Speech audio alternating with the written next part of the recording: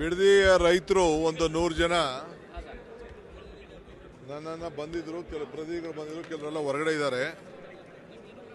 ಅವ್ರ ಉದ್ದೇಶ ಕೆಲವು ಹಳ್ಳಿಗಳನ್ನ ನೋಟಿಫಿಕೇಶನ್ ಮಾಡಿಲ್ಲ, ಫೈನಲ್ ನೋಟಿಫಿಕೇಶನ್ ಮಾಡಿಬಿಡಿ ನಾವು ಕೆಲವು ನಮ್ಮ ಸಮಸ್ಯೆ ಇದೆ, ನಾವು ಹಣನ ತೆಗೆದುಕೊಳ್ತೀವಿ, ಒಳ್ಳೆ ಪರಿಹಾರ ಕೊಡ್ತಾ ಇದ್ದೀವಿ, ಆದಷ್ಟು ಕೆಲವರು ಜಮೀನು ಉಳಿಸ್ಕೊಳ್ತೀವಿ, ನಾವು 50% ಜಮೀನು ಕೂಡ ನಾವು ಉಳಿಸ್ಕೊಳ್ತೀವಿ. ಸೊ ನಮಗೆ ನಮ್ಮ ಹೆಸರುಗಳು ನೋಟಿಫಿಕೇಶನ್ ಆಗಿಲ್ಲದ್ರಿಂದ ನಾವು ಹಣ ತೆಗೆದುಕೊಳ್ಳೋಕ್ಕಾಗ್ತಾ ಇಲ್ಲ, ದಯವಿಟ್ಟು ಮಾಡಿ, ನಾವೆಲ್ಲ ಸಿದ್ಧತೆ ಇದ್ದೀವಿ ಅಂತೇಳಿ ಅವರ ಅಭಿಪ್ರಾಯನ ವ್ಯಕ್ತಪಡಿಸಿದ್ದಾರೆ. ಸೊ 200-250 ಜನ ರೈತರು ಕೂಡ ಬಂದಿದ್ದಾರೆ. ಖಂಡಿತ ಅವರಿಗೆ ನಾನು ನಮ್ಮ ಆಫೀಸರ್ಸ್ಗೆ ತಿಳಿಸಿ ಇನ್ನು ಯಾವ್ಯಾವ ಊರು ಉಳ್ಕೊಂಡಿದೆ ಅವನ್ನೆಲ್ಲ ನೋಟಿಫಿಕೇಶನ್ ಮಾಡಿ ಯಾರು ಕೊಡ್ತಾರೆ ಅದನ್ನು ತೆಗೆದುಕೊಳ್ತೀವಿ, ಯಾರಿಗೂ ಬಲವಂತ ಮಾಡೋಕೆ ಎಲ್ಲ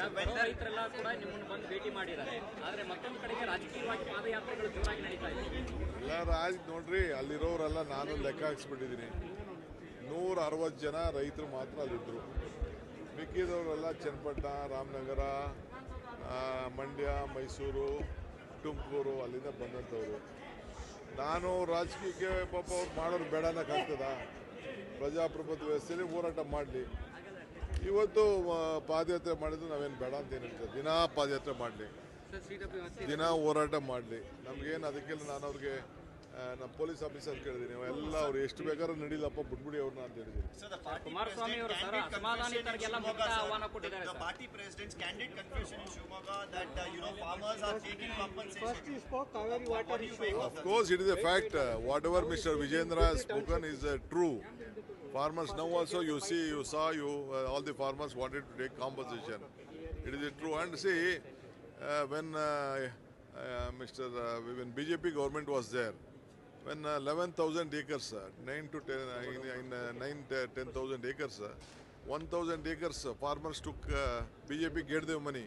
Why did not Kumaraswamy shout at them?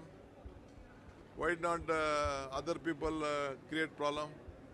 ಈಗ ಇದು 9,000 ಚಿಲ್ಲರೆ ಎಕರೆ ಇತ್ತು, 1,000 ಎಕರೆ ಅಷ್ಟು ಗಾಲೆ ಜಗದೀಶ್ ಶೆಟ್ಟರ್ ಇದ್ರು, BJP ಗೌರ್ಮೆಂಟ್ ಇತ್ತು, ಆಗ ದುಡ್ಡಂತೂ ಕೊಟ್ಟಿದ್ದಾರೆ. ರೈತರು ತೊಗೊಂಡ್ರಲ್ಲ, ಆಗ ಯಾಕೆ ಇದನ್ನು ನಿಲ್ಲಿಸು ಅಂತ ಹೇಳಿಲ್ಲ, ಇವರೇ ನಿಂತ್ಕೊಂಡು ದುಡ್ಡು ಕೊಡಿಸಿದ್ರಲ್ಲ ಅವ್ರಿಗೆಲ್ಲ.